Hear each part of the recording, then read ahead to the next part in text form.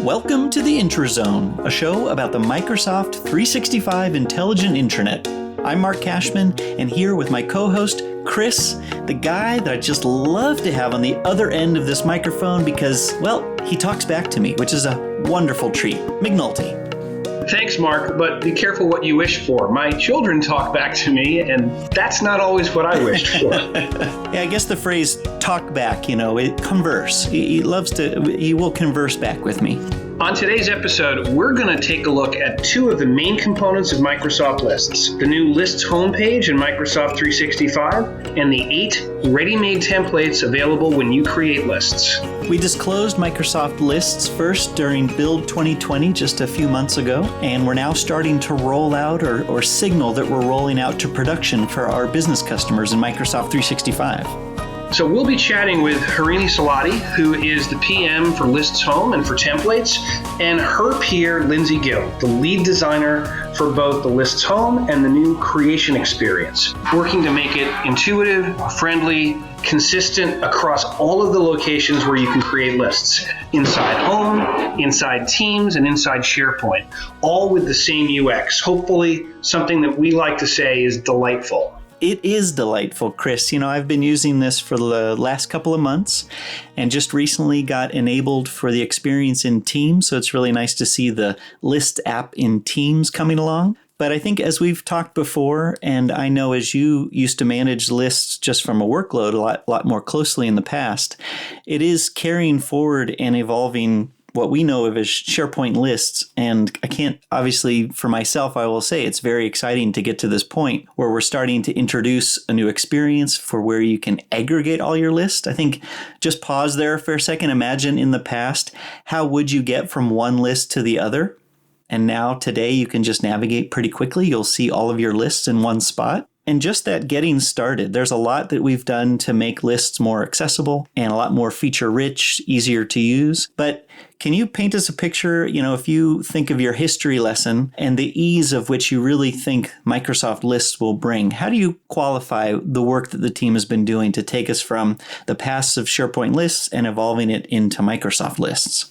So I'm really hoping that the path is square peg and square hole. And what I mean by that is there are lots of data structures that we can use in the course of our work stream. We're talking about everyday work, not formalized databases and so forth. And definitely on one end of the spectrum, you have tools like Microsoft Excel, which are really easy to kind of get started with and use to start modeling data. And you can do almost anything. You can quickly add tabs or columns and take that and share that file and email it to people and make duplicate copies and so forth. And so it's very easy to get started, almost too easy to share, and kind of can start to become unmanageable. I have some stories, as I'm sure you do, just anecdotally, about some absolutely fascinating and massive and probably overloaded Excel implementations. But those Excel implementations are shallow but very broad because people use Excel for lots of purposes.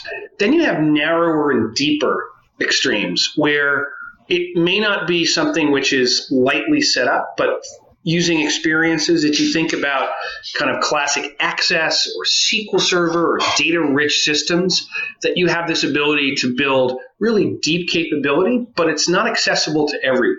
Those systems are by design a little bit more rigorous and a little more structured, a little harder to change.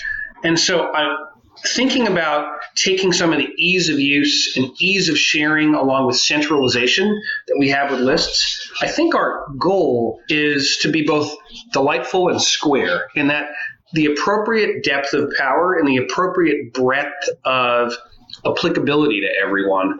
That's really what I've, to be honest, observed even in the last month or two as these new list experiences have started lighting up to Microsoft internally. What have you seen? You've gotten to play with this technology a lot over the past months. Yeah, it used to be when you would answer the question, how can I start a SharePoint list? Can you show me a few things? Where do I go to learn more? you would always accompany that email response with a good link to a help article, some pointers, tips and tricks, and usually hey, and if you need to, schedule time with me. And certainly we would still do that.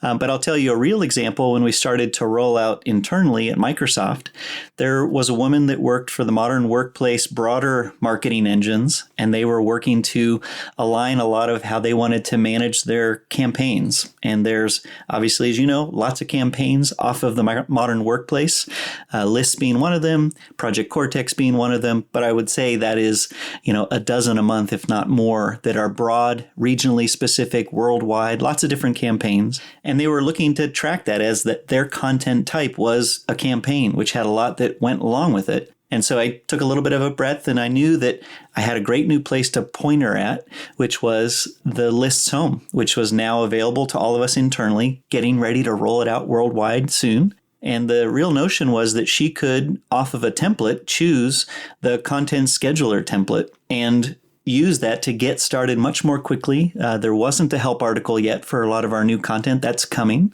and that'll be along when we start to actually roll it out. To be honest, of what I sent in email, which was much shorter than I would have in the past, she made a ton of progress, was able to use the template, adjusted a couple of columns, had one or two questions, just can I do this, can I do that, but was actually, in her world, in production with a really nice campaign list that took very little support in terms of somebody like you or I, or obviously other people in the broader community that really know lists. She didn't require that support. So I see that bringing forward not only a really great central location, but just a much more accessible from the ease of how can I learn and then start to use.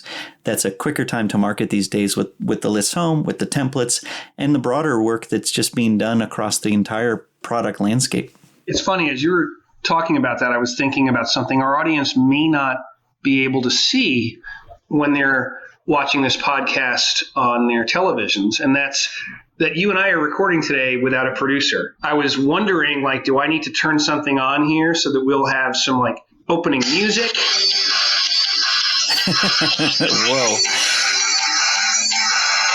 That's something I wrote so we don't get into copyright problems, because there's no chance that anyone in the world is ever going to want to copy something that I wrote. And you can probably tell that there's not a producer because I am gleefully waiting for this magic moment due to the scheduling of sports events thanks to coronavirus. We're going to hit a moment in midsummer where hockey, baseball, basketball, and football preseason camps are all going to be running at the same time. So we're going to have a lot to talk about. And Lisa's not here to cut me off today. So here's the point. I wanted to make a point about all of that instead of just clearing my throat.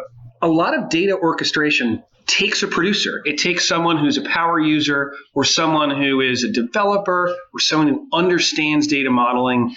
And the idea with lists, especially with templates, is to make it easy for anyone to get started and to create something that is powerful and shareable out of the box, easily customized, and something that if you do want to bring it to a larger audience or bigger customizations using tools like Power Platform, you can still extend those without walking away from what you started doing.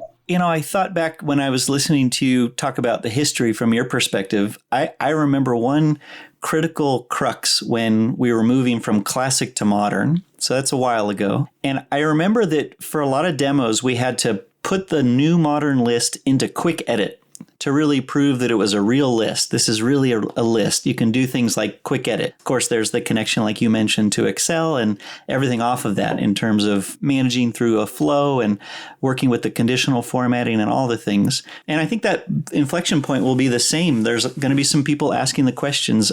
I can get started. I can see the templates. Lists Home is great. But are these really lists? Is this a new product? Is this an evolution of SharePoint lists? And we've said it before, and we certainly want to say it again, that this is an evolution of lists. If you've been using them for a while, you'll be super comfortable with what they can do. You'll learn very quickly a lot of the new capabilities. A lot of it is just consolidating some things, making it easier to apply formatting and color coding, to add rules that are lighter weight and easy to do. But from this immediate experience, what we're going to talk about with Harini and Lyndsey today is this really easy way to get started, an easy way to make it your own, create a list and then make it your own. And as Chris said, it's easy to share. But as you dig into it, especially for those that have been using lists for a while, you'll see that it's really real lists. It is as powerful as they were and becoming more powerful, more accessible, and easier to get started. And as I mentioned, we will talk about this new Create experience from Lists Home, but I also just want to put a plug into the work that's being done for that same exact getting started experience inside of Microsoft Teams. It's something that I have just been enabled with for these last few days and getting ready so that we can do some press demos. And it is the same. It's the same control, same capabilities. I never had to leave Teams to create a list, to add my content, to create the views and the formatting that I wanted to, and then ultimately to share and have a conversation side by side, all within Teams. So it's a complement to carrying the work forward from years of list innovation and then really making it a solid experience, as we're finding for a lot of new people that are coming to lists for the first time. It's interesting. One of the things that I got to participate in recently, and I'm not going to speak about at length, but is kind of reviewing the current backlog of features that are expected for lists this year and next year. In looking at that, I was reflecting on something that Rajesh Jha, who is the Microsoft vice president over all of Microsoft 365 and Windows and the rest, said a number of years ago, which is that it's really important for us to continue innovating, but to deliver that innovation as much as possible to the channels that people already have. Asking people to go somewhere that's out of their routine to find something new is disruptive, and not in a good sense of being disruptive, which is why with so much of the center of gravity of collaboration, teamwork coming through Microsoft Teams, being able to build data that's useful for someone else in the tool you're already using and to share it with people in the places they're already hanging out. That just seems to make so much sense. I can't believe it took us this long to think of it. We'll move in to talk with Harini and Lyndsey, and I think you will get the sense from everything that we'd like to ask them, and hopefully what we'll hear is grounded in that fact. They want to delight people who have been with us along this journey for a while, meet them in the places they're comfortable with. One quick statistic is they're across lists and libraries, which really have that same core platform plumbing. There are 13 million monthly active users engaged with lists and libraries, and we don't want to lose them. And of course, we want to grow that number.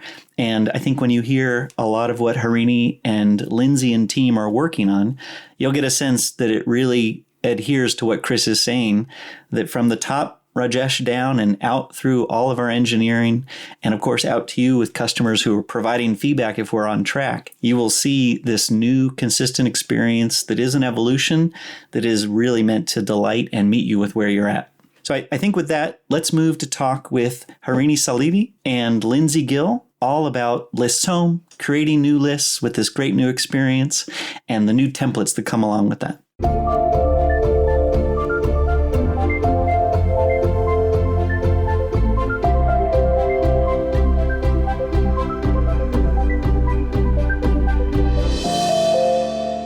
All right, so let's turn and now talk to Harini and Lyndsey. We'll start with Harini.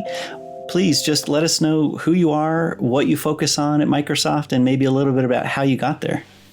Thank you so much for having me today. I've never done a podcast before, but it is on my bucket list. It is on my bucket list though, so now I can check it off. So all thanks to you. My name is Harini Saladi. I'm a PM on the Lists team, and I'm the feature owner for the Lists homepage and the new list creation experience, including lists from templates, which you should all be able to, start using very, very soon. I've been at Microsoft for about 2.5 years now. Before that, I was running engineering and product teams for a consumer electronics startup in San Francisco. So I'm actually fairly new to the List PM team. I only joined last September. Before that, I was on the OneDrive web team, and I focused on improving OneDrive media experiences for both business and consumer. And yeah, last September, I moved to the List PM team and joined Michaela and Lincoln, who you interviewed a few weeks ago, to build this all new and shiny Microsoft List experience. Does your history mean that you've attended a CES conference before? I have. How was that? A daunting task in It was itself. fun. Oh, fun. Yeah, super fun. Great. So, Lyndsey, you are certainly peer to Harini in all things lists from the design side of things. Can you tell us a little bit about what you primarily focus on and a little bit of how you got to where you are? Yeah, great to be here. Also, my first podcast as well, so this is fun. My name is Lyndsey Gill. I'm a designer. I work with Harini pretty closely on list home and list creation. Well, I've been here about 3.5 years. Before Microsoft, I worked in a small agency doing branding and web design for a couple years. So it's cool to have the experience of a small agency and a corporation. Super excited to be working on this. I was working on OneDrive before, and back in September started on lists, and it's been super fun. I like it. I like the fact that maybe somebody will ask us, now, how does lists and OneDrive go together? And we'll just say Harini and Lyndsey. It's just the genesis of it all. I can imagine the lists design team being like a little mini design agency. So I'm sure that background supports that very, very well. That's a great question. You know, from the design perspective, there's a lot of elements that we want to make similar. Like many design components, we use Fluent UI, and we try to make a lot of things look the same and function similarly. A decision we'll make on lists will most likely also affect OneDrive too. That is right. I think one thing that is super important and like answering your question, Mark, is that because it's a suite of products, it is very important that the experiences that the user is having on one app is kind of consistent with the experience on a different app. You know, the design team works really hard to make sure that coherence exists within experiences, and our users don't have to relearn, common patterns across apps. So yeah, that's kind of the focus as we make the switch between OneDrive and lists. Yeah, I think my comment maybe was just a little cheeky, but the reality behind part of the question and of course your answer is they are distinctly different. One primarily focused on working with files, the other primarily focused on working with information, the lists and all the information contained within. But throughout the course of somebody's day, they'll share a document, share a list, request somebody to fill out something that might be a paragraph in a Word document, or it might be a couple of fields in a list. I think the commonality of sharing and collecting information and working together is, like you said, the glue that binds the experience. I'd love to get your thoughts, on when you think about everything that we're doing with the new lists, everything that we're doing with Lists Home, and coming from a OneDrive experience. OneDrive is intensely personal, and the OneDrive community is full of intense people who are passionate about kind of that user experience. And I think that's something, there's been a healthy dialogue between what user expectations are and what our design and delivery commitments have been for OneDrive. How does that inform you as you start thinking about creating the data-centric experiences for lists? Essentially, it feels like many ages ago, I kind of remember the very first meeting that I had with Lyndsey and Jack, another designer, to brainstorm and kind of dream about what exactly we wanted Lists Home to be, because Lists Home was going to be for lists what OneDrive is to files, right? And you said it very well, Chris. Some of the guiding principles that came out of our, initial meeting, just like OneDrive makes file experiences extremely personal, we want to be able to do the same thing with the Lists Home as well. There were 4 principles that we kind of have used as we have made product decisions through the course of the last couple of months. One is that we want to make it super easy for a user to get back to a list that they're working on, no matter where the list is stored. Very similar to how OneDrive thinks about files. We wanted to make creating a list equally easy and intuitive. Then the last 2 points, which are super important for us, is that we really wanted to bring some personality and playfulness into the product. And we were also keen on bringing a consumer-grade UX to this enterprise experience that List was all about. And I think kind of playing off of what OneDrive had already set up for us in the file space, but taking it a notch up and bringing that playfulness with all of our colors and icons that you'll see, in the List product now. Lyndsey, if you take what we want people to be able to accomplish from Lists Home, the actions and the main activities that we would expect there, what is then the design to accomplishing that. We know what OneDrive looks like, and we know the focus is to work with all your files, the ones that you own and the ones that are for your team. How does that inform from what lists we expect people to do from Lists Home? How does that inform the decisions that you made for design? And if you could share a few of those with us. Yeah, I think going off of one principle Harini talked about, which is simple and easy to find your list and getting back to them. We made some decisions to make it pretty simple. Like you won't see a left nav bar on the left-hand side. There's just one view right when you get there of recent lists, and you can see everything that you've recently accessed. And then favorite cards at the top. Once you favorite a list, it will pop up at the top. These are all decisions we made to make it really simple and easy to get to them. And in the future, we'll be listening to customers and see what they want. Maybe it will expand out to become a bit more robust. But for now, we want to make it simple, and then we'll listen to see what customers say. The simplicity, I think, is a real virtue. One of the things I remember we saw as a pattern kind of a year or two in with the rollout of Power Apps is using a Power App just to be able to bring lists together, which might be spread across, in the SharePoint days, a variety of separate sites. And people couldn't remember which list went where, so they would either create a duplicate list or forget about the list.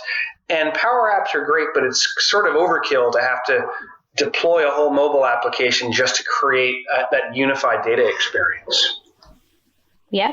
I did want to add some points to what Lyndsey and Chris said. The fact that we were focusing on the consumer grade experience, it was very important to our feature crew because we kind of strongly believe that enterprise software, the whole world of the enterprise software is kind of moving to a place where end users are becoming the decision makers in a way.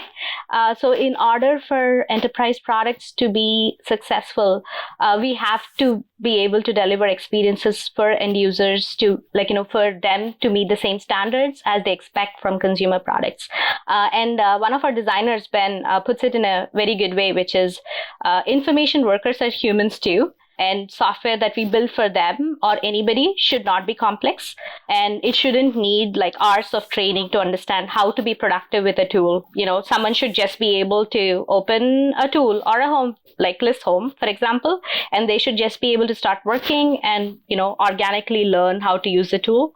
And that was kind of one of the main things that drove all of the product and design decisions for us as we built the Microsoft List homepage over the last couple of months. One of the things that I see that I think exemplifies that really well, and it also means that you can make a list your own visually, but some of the other design elements are the choices that an end user or an information worker can make when they create their list for the first time. But first, Lyndsey, if we're still on the List Home, the actual homepage is relatively structured and simple and easy to use. But when somebody goes to make a list, one of the first things they do is they'll start to see that it gives them the capabilities to make the list look like how they want it to look like. Can you talk a little bit about the design choices that you make when people, if we're giving them a design palette to work with that is simple and easy to use, but is enabling them to start to give it a custom feel? Yeah. There's a big button at the top that says create a list. And when you click that, you eventually can choose a color. Right now we have 12 colors you can choose from, and they're pretty bright colors. We wanted it to exemplify that fun and fresh feel for enterprise. And there's also 12 icons currently that you can choose to personalize your particular list. And so we wanted to give people the ability to make it their own. And not only does it show up on home, but it's basically the representation of the list that you will find other places in Office. If you go to the search bar and you try to search for a list, that tile with the icon will show up. And we're trying something new here, and I think it's going to be a great experience. we've been talking about lists home with the focus of where you both do a lot of the work that you do.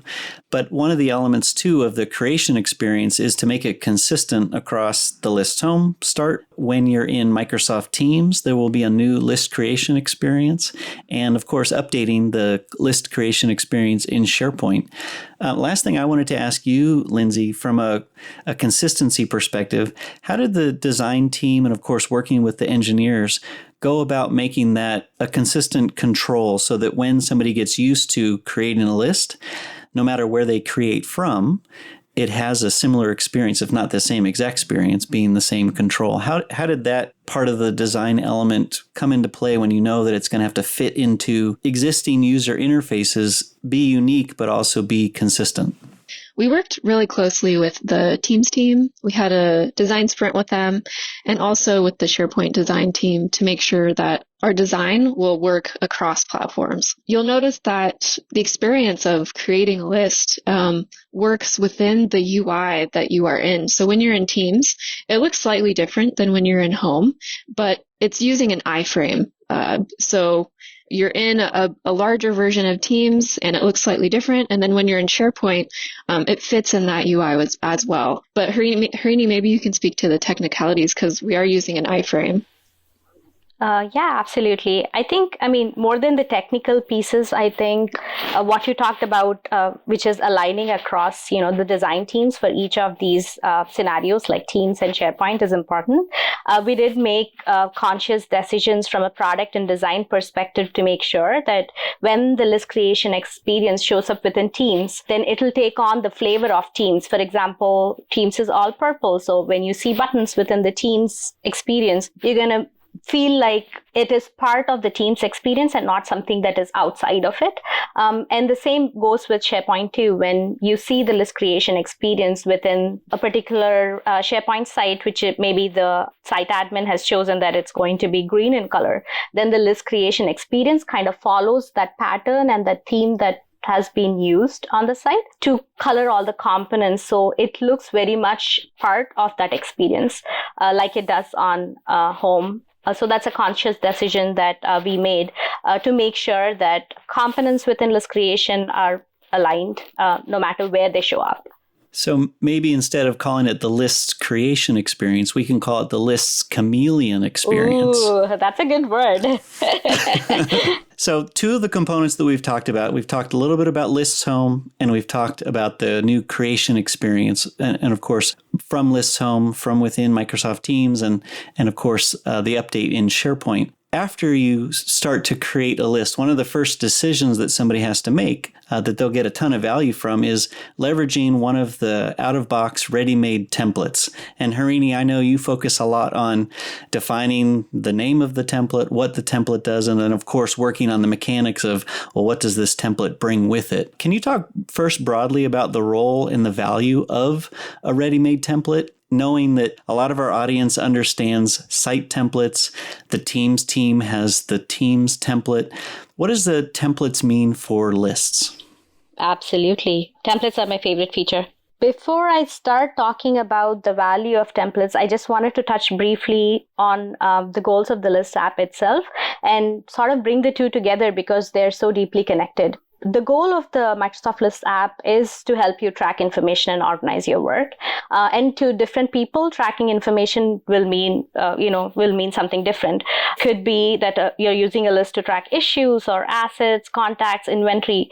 Literally any type of data that is important to you or to your team is something that you can track with a list, right? And personally, I started using lists during quarantine to, keep track of recipes that I find interesting, to plan my family's upcoming week, for resources that we'll need to homeschool my son. So really, you can use a list for any kind of data, and it could mean different types of data to different people. But we know that there are certain information tracking scenarios that are common across functions and industries. And for these very common scenarios, we wanted to make it really easy for our users to get started on them without having to build the entire list from scratch. So with templates, we define the structure for you, the formatting of the columns, the form customization, everything. And all the user needs to do is to just create a list, and they're going to be productive with that list pretty much immediately. And I think that is the most valuable thing, that you could use these out-of-the-box solutions. And, sometimes it might not work for everyone, but they are meant to act as a starting point to jumpstart this common scenario. And, users can use them as inspiration to make that particular template their own if they need to. So I think that's really valuable. You're not spending time building the entire list from scratch. We are giving you all the tools required to track a particular, common scenario. I'm curious, how are we thinking about makers in this? Like, how are we thinking about, if I've built a list structure that I think is helpful to the rest of my organization, how can we help other people in my organization find that and discover that structure? A great question. Right now, when we launch the List app, it's going to start rolling out soon. We are starting with only 8 out-of-the-box solutions, which is templates that Microsoft has built to make certain common information tracking scenarios easy for our users. But coming up on our roadmap, moving forward over the next couple of months, we are working on lighting up organizational templates, which means that just what you said, Chris, which is someone creates a list, and it's a scenario that is very common within their tenant, and they want to share it with others. Then they can actually, we are going to work on creating a path for them to be able to generate a template out of that and share it with other users within their tenant. So it is on our roadmap, and it's feedback that we hear regularly from our users. So we are working on making that happen. I think I heard the clapping of 1 million cloud admins right there. Ooh. So let's take a pause and give a little bit more reality to the experience. You've been talking about the design, and we've been kind of honing in on 3 of the main elements. Lyndsey, if you don't mind, maybe like an audible walkthrough when somebody first lands on Lists Home, what different steps that they take and choices that they can make to get from nothing to a really nice, beautiful list that is their own. Yeah. When you're on List Home, there's a button at the top that says Create List. And when you click that, it opens a dialog that gives you a lot of different ways to start a list. You can create from blank. You can upload an Excel file and start from there. You can create from an existing list, or you can start from a template. And each of those has a different experience. But maybe I'll just take you down the road of a template. If you click on one of those, and first off, those template thumbnails is another example of how we want to make the list experience really fun and fresh. We use illustrations for those that, and the color matches the color that is assigned to that list. So once you click one of those, then you're taken to another screen. It has like a carousel on the left that you can scroll through and even see the other ones in the list. But it lands you on the one you selected. So let's say you selected Issue Tracker. It will give you the name. It'll show you the color and icon that has been assigned to it. It will give you a description and then a preview of the template that you can scroll through and look and see what columns and fields are there. And then once you choose to use that template, it'll bring you to the dialog that has that color and icon picker. And we already have it named and all that is chosen for you, but you can change that if you want, and you can make it your own. And then I think the most important choice, where does the list get created? So, that's a great point. Yeah, you can choose where you want it to be saved. You can save it to your personal list, which is really new. That wasn't a thing before. So you can save it to My List, or you can save it to a SharePoint site, which is just great to have those options. I can definitely talk a little bit to that as well, because it's something brand new that we are bringing to the list experience that didn't exist as part of the SharePoint lists as they exist today. Yeah, I think Lyndsey said it right. It's a new capability that you can essentially have your own private lists or list. It certainly gets stored in the same way you would expect, same as your OneDrive files. This is your personal storage for lists. But the notion of being able to create and then share and draw people in to either collect information or share the list in a certain view that you want them to see. But just that notion of a personal work list, right alongside, of course, being able to create into spaces that are already shared with other people, like a Teams team or a SharePoint team site. that I think is one of the big evolutions of lists. Is not only is it a part of a team site, but it's really an element of its own that I can control who can view it, who can see it, and I even control where it goes. I think what's the most interesting thing that you have in what you described, Lyndsey, was the preview of what the list will look like. There's some pre-canned information, the look and feel, and how it adapts to the choices they make. And then when you're brought into the list, the actual list that you start to work on, it's a relatively blank-looking landscape until you start to add your content. And I think that's where at least my first reality was, boy, there's a lot to a template, not just the columns and the kind of basic look and feel, but there's a real structure to, as I start to add data, the colors light up, some of the conditional formatting's already there. I know the plans in what we want to provide through templates is help you get started as much as possible outside of the data that you will fill in, but the smarts behind the list and the look and feel, a lot of that is baked into the templates. And maybe, Harini, a follow-up question is, how much of that within each of the individual 8 templates, that must have been a considerable amount of work to not only put in place, but to get right per the different scenarios. I bet there was a lot of thought, and of course the early adopters providing a lot of feedback on that. Can you tell us a little bit about the makings of the templates and how you got to where we are with what we will release? Absolutely. We are starting out or launching with 8 out-of-the-box templates, but before we got to those 8, we had hundreds that we had ideas on. So Lyndsey and I and like a bunch of other folks from my team, we all sat down and we kind of brainstormed, and at the end of that, we had like maybe 50 templates across functions and industries that we wanted to focus on. And then we kind of slowly made our way through those and came up with these 8 based on feedback from customers, and while we showed them these scenarios, what they thought was interesting to them or useful to them.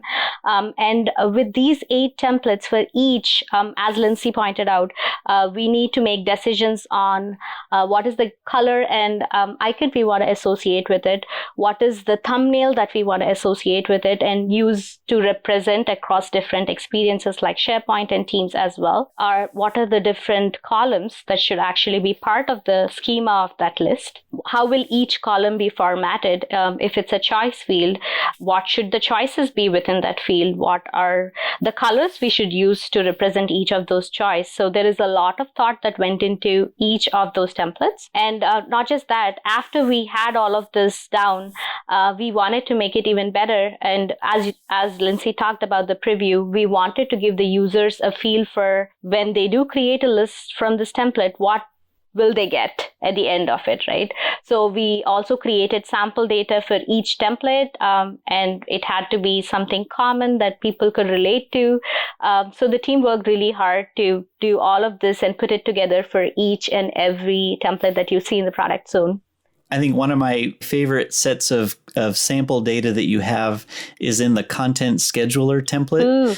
I recognize some of the content titles that are in there. Yes. So we took a cue off your list, Mark.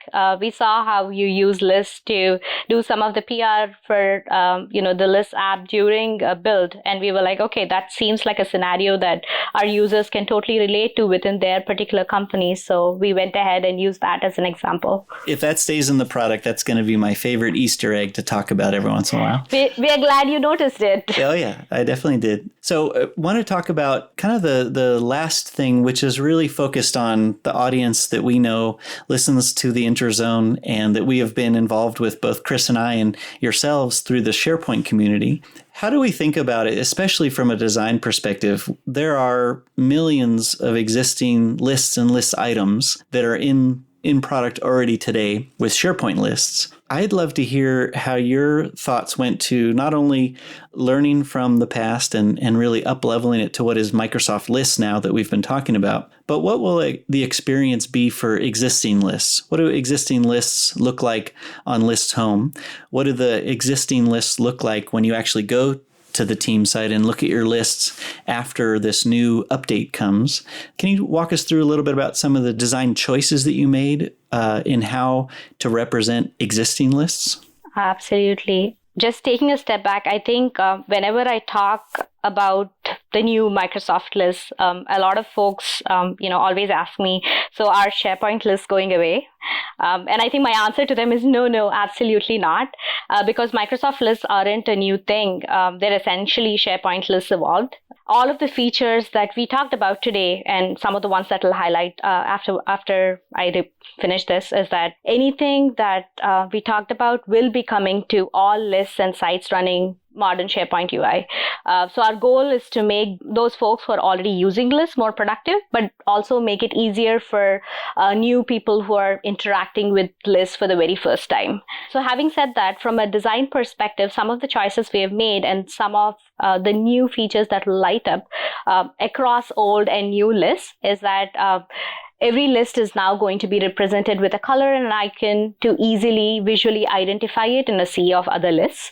You should be able to share lists with people.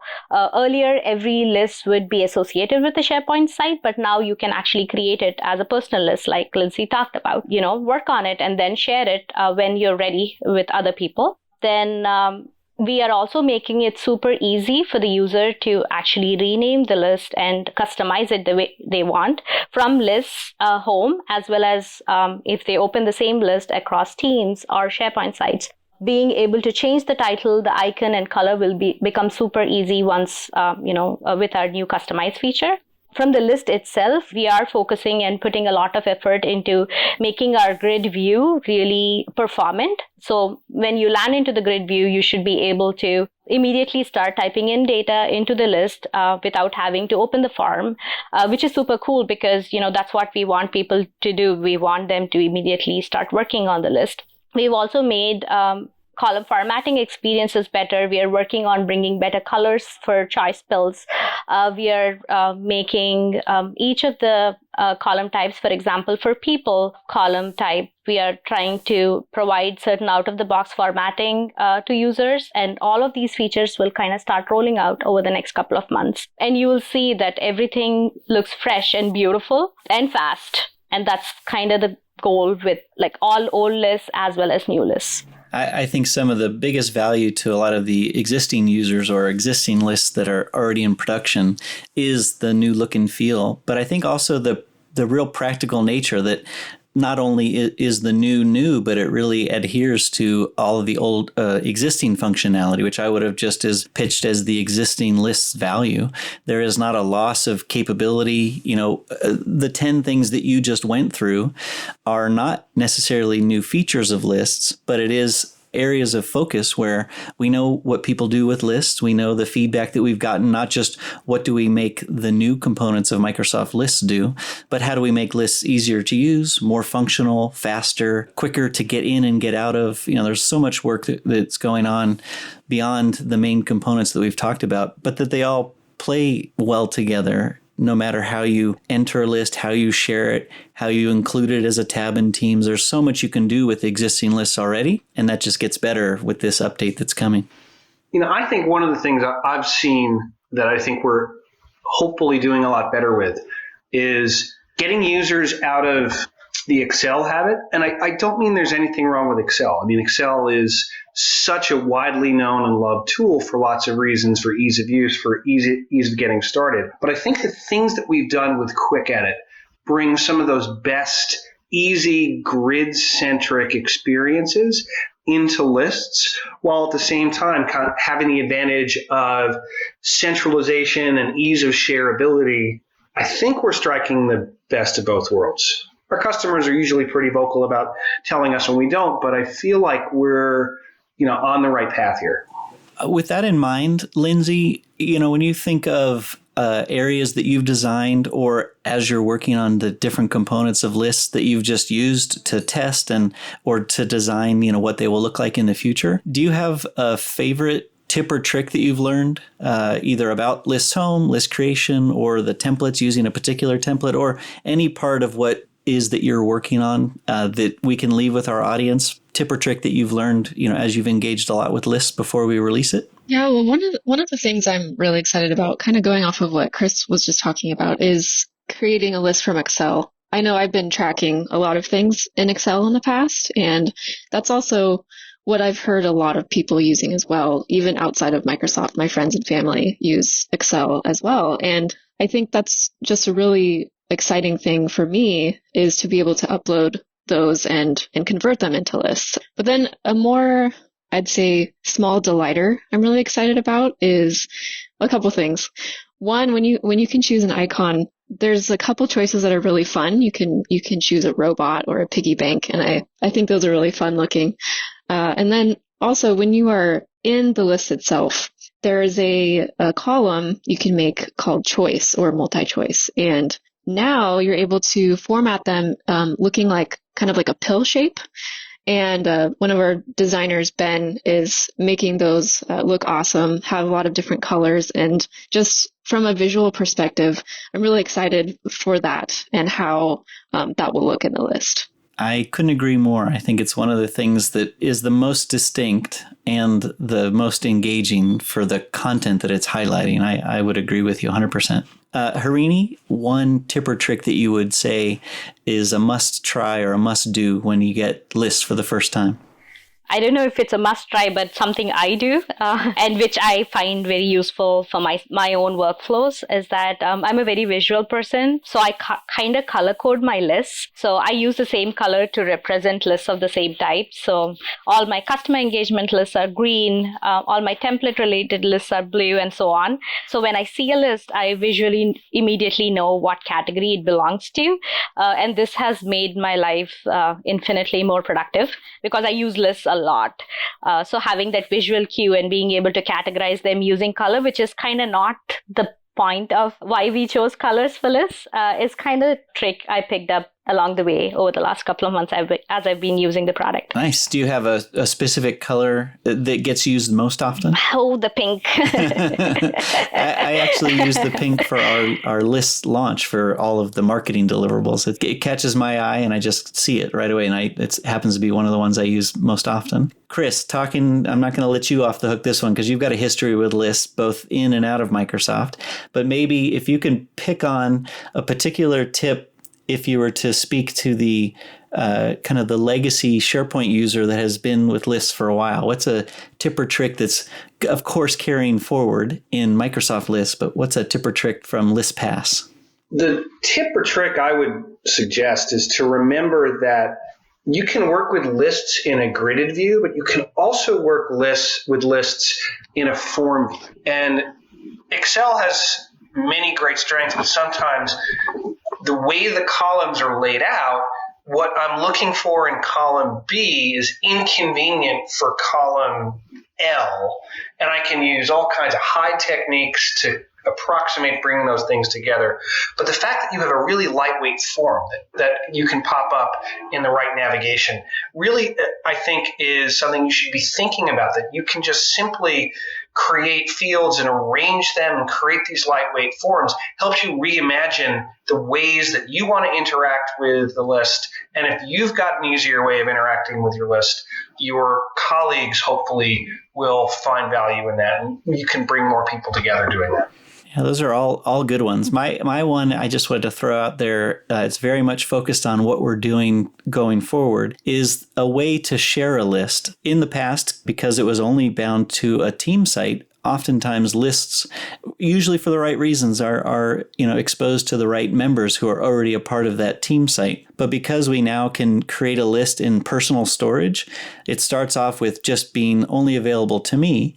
And I can now share a list, the whole list, with somebody, not just sharing them the list, but I can actually minimize what they can then do when they land there. And I really love this. It's a simple tip, but when I go to share a site that's my own and I want to grant privileges for people to be able to see it, I can grant them only view access. So I can rest assured that they'll see the information, they can pivot on it and filter and do all those dynamic things, but they can't actually change the data. The same as if I were to share a file and not have them have edit rights, I think is a really dynamic thing that we're enabling with lists. And specifically, if only I own the list and then I share it, I can share it in a way that makes it usable for me to share the information, but I don't have to worry about people changing the data.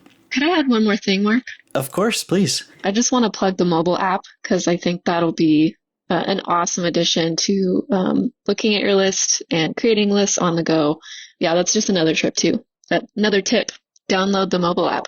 Yeah, I am honestly waiting for that one. That is probably the most significant use case I'm most excited about is when I'm on the go to be able to access lists. It's coming a little bit later than the initial rollout of Lists Home, but like Lyndsey said, it'll probably be one of the first things that when you want to access the data or reference something that you know is in one of your lists, doing it from your mobile device in a beautiful, engaging way that's fully functional. And that's a great one to end on. I think it's an important one for people to know about. And if it's one of your tips, it's worth putting in here.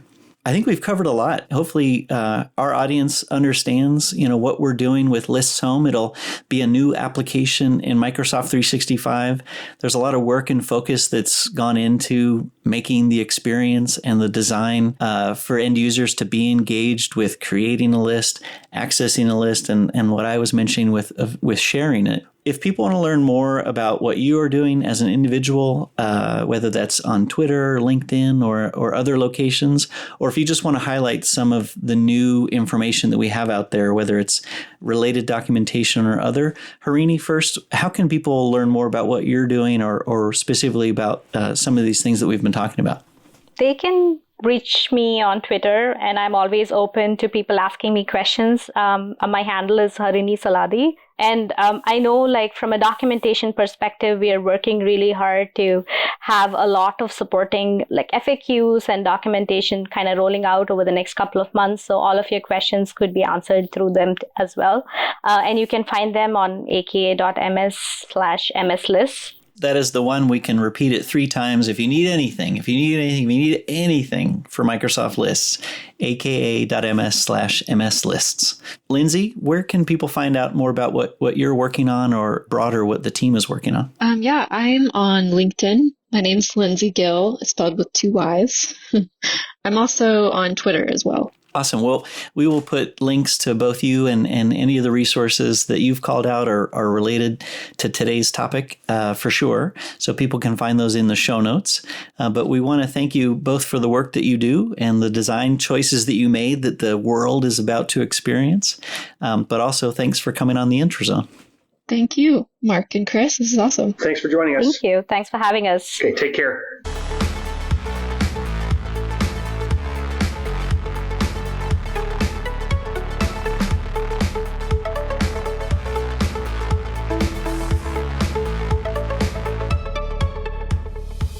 Up next on the IntraZone, frequently asked questions. This is a chance for us to review questions that each of us have been hearing from the community at large that we'd like to share with you, the IntraZone listener. Lyndsey, what's a question you've been hearing lately from our customers? So I wouldn't necessarily say from customers, but when I talk to others outside of Microsoft or even in Microsoft, family and friends, they're really curious about what a designer does. What is my day-to-day?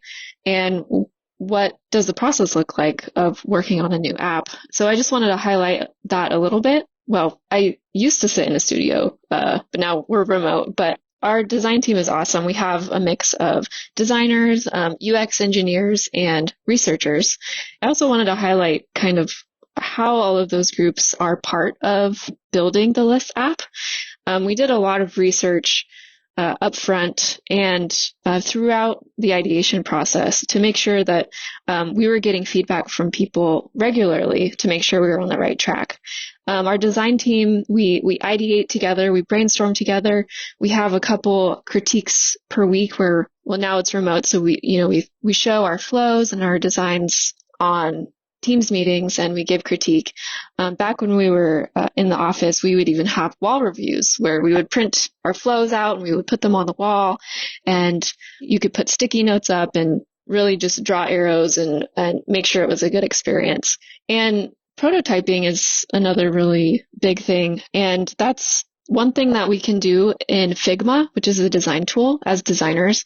I can put a flow together and prototype it so that it can be used in research studies or even just showing people in meetings. But also another awesome part of our team is having UX engineers, and they work really hard on turning our designs into code and turning them into prototypes so you can actually see what the interactions are like.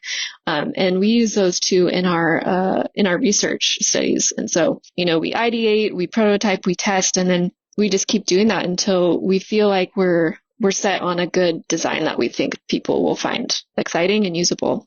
When we were in the office, and sometimes in the Pacific Northwest, we have rain, my excuse is then I go for a walk inside. And nice thing about the Microsoft campus is you can go from building to building. And one of my favorite things to come across, and I just knew that I was in either a designer's building or in a hallway with a lot of designers, is just what you said when they have all of the designs up on the wall. And I've come across it a few times when the teams are actually out in the hallways and talking about different designs, marking up, different things.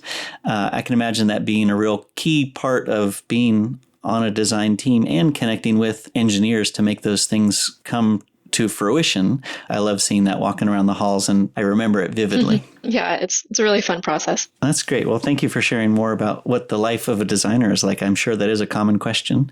Harini, what is a frequently asked question you're getting these days? Since we announced the launch of templates, one of the things that every single person that I've talked to about templates has asked us about is, when will I be able to create my own templates?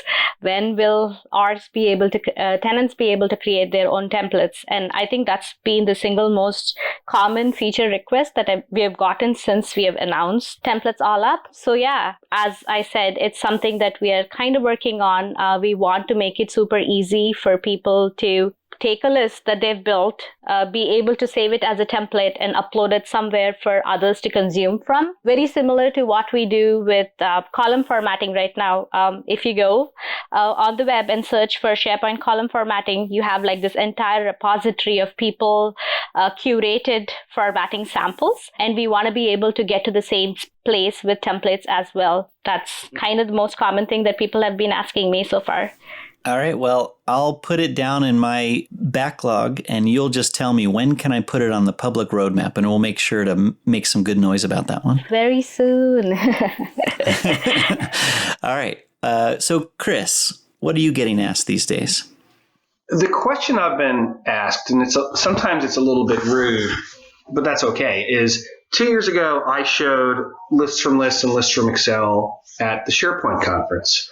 And there were more list capabilities that our colleague Caruana shared at SharePoint conference in May of 2019. What's different? And I think what's important to help our customers understand is that this is different in how we're building, structuring, and resourcing the team. This is a major investment area for us.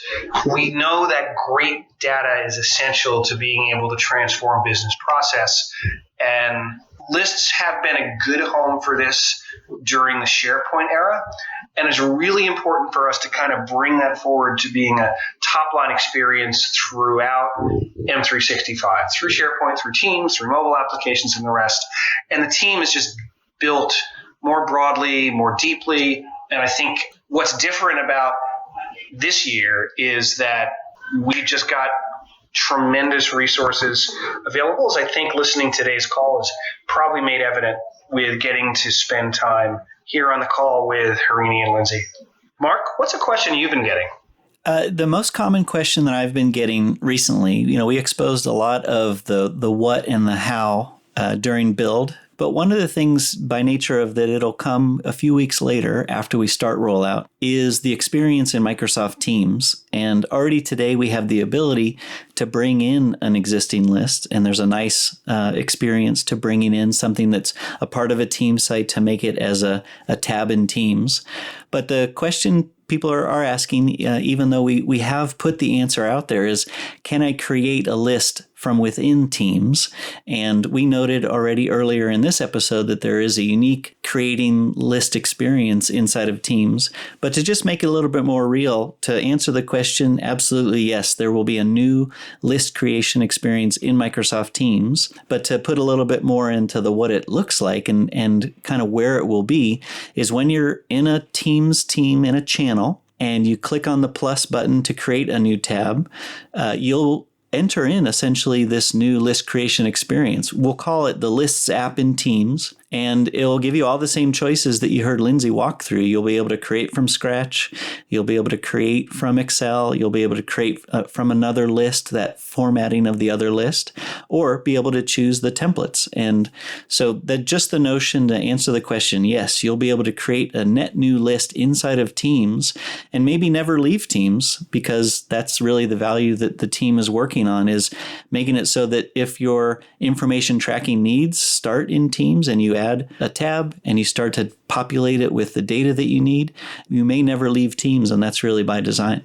Hopefully that was a helpful set of FAQs. I learned a little bit of something about being a designer and certainly a lot of other things.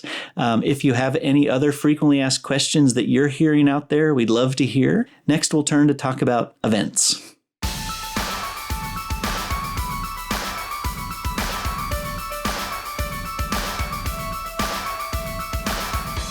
Up next, events from around the world of the intrazone and beyond. Today, if you're listening to this on broadcast day, is also the first day of Microsoft Inspire, that you can learn more about at inspired.microsoft.com. So this event historically has been a partner-focused live event, usually a massive venue like Orlando or Las Vegas. And this year it's an even more massive venue because it is virtual and digital around the whole world. It's available free of charge through that URL. It is still partner-oriented, but there's lots of product news and updates being delivered through our blogs and throughout the event. So definitely a great place to focus on if you're looking to learn more about how we're leveraging our products and our partners to help you do more. Yeah, it really signals a really important moment for us to connect with partners and really share through partners out to our customers how we support them with directly Microsoft and, of course, with partners. Parallel to that is a big news week, lists included, and it is amongst a really great set of news and announcements across the whole Microsoft 365 suite. The next event which we want to call out is not for a little bit, but it was announced. It's September 8th through 11th. Is GlobalCon 3. This is a third-party event with our partners Mark and Helen Jones, and they run a really great event that we've been a part of for GlobalCon 1, GlobalCon 2, and we're very excited with what they have for GlobalCon 3. So we'll put a link so you can sign up and get all the news and announcements that are being pushed out so that you won't miss what it is that they have planned for GlobalCon 3. And, we're looking forward to there being a GlobalCon 4, or discovering if they're going to borrow a page from Windows version naming and just start skipping numbers and going to GlobalCon 6. I do have a secret copy of Windows 9 somewhere, I promise. And I'd love to give it away if I could see you at Ignite 2020 later this year, but I won't be seeing you face-to-face there. Ignite 2020 is deep in the planning cycle. It will be a virtual event. The precise dates we're not ready to share quite yet, but it should be happening soon after summertime here in North America. It will be a major news event for us, with lots of news coming out about lists, about SharePoint, about Project Cortex, about Microsoft Teams, and in fact, across the entire Microsoft realm. You can learn more about that at ignite.microsoft.com and sign up to get an update as soon as we have registration and dates available for you. And there's a lot more events that we'll cover in more depth in future episodes. But just to give you a teaser, there are still SP Fests and SP TechCons that are starting to highlight when they're going to be available. Other virtual events that are more focused on the European audience, with the European SharePoint conference in their plans, and other things that are coming about with collab days, and some things that are coming from specific in Australia. We'll highlight all of that in the future to make sure that you're up to date and can connect with all the events, whether they're virtual or when they're in person, so that you can get connected, stay trained, network, and get all the benefits that you can with all these great events, both from Microsoft and our partners worldwide.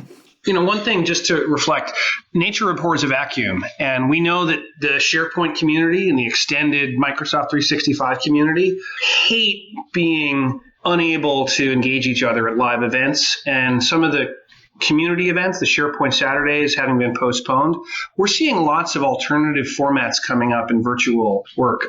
There is a group in Australia that's planning a series of I would call them M365 coffee events coming up later this year.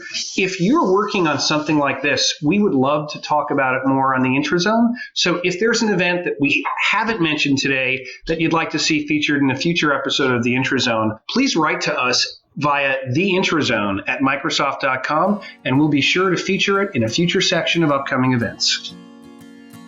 Well, you've done it again. You've spent a perfectly fine hour here this summer during virtual Intrazone with Mark and with me.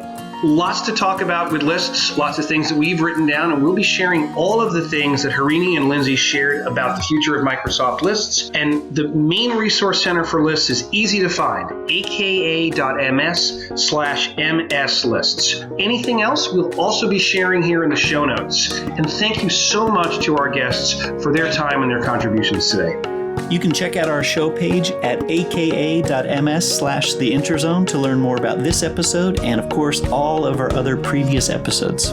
There are more episodes than just the Intrazone. If you're curious about other Microsoft programming, visit aka.ms/Microsoft/podcasts. Find a new show today, like Modern Workplace, which is releasing a special series of customer fireside chats. The latest episode is with Chiachi Winery and their reinvention of virtual wine tasting. That sounds virtually interesting. If you have anything that you'd like to send to us, you can email us at theintrazone@microsoft.com or always connect with us on Twitter @SharePoint, @MCashman, and @CMcNulty2000. Word of mouth is still the best way people learn about podcasts. So if you enjoyed this show, share the SharePoint love and subscribe at your local virtual winery or wherever you get your podcasts. See what I did there? We are your hosts, Mark Cashman and Chris McNulty, and you've been listening to The Intrazone, a show about the Microsoft 365 lists-driven intelligent intranet.